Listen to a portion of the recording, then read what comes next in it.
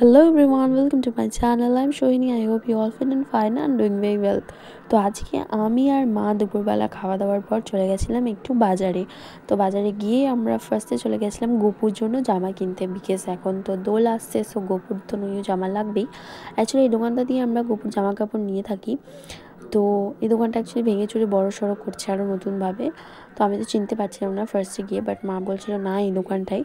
তো সেটাই আমরা বাজারে গিয়ে গোপুর জন্য জামা কাপড় কিনেছি, তারপরে কিছু কিছু বাজার করেছি। মানে এখন তো সেল চলছে না, তো সেলের একটু মার্কেটটা ঘুরে দেখলাম যে কীরকম কী। নিজেদের জন্য কিছুই কিনিনি, মা একটা জুতো কিনছিল, তো সেই দোকানে গিয়ে আবার আমারও একটা জুতো পছন্দ হয়ে গেছিলো, তো আমি একটা জুতো নিয়েছি।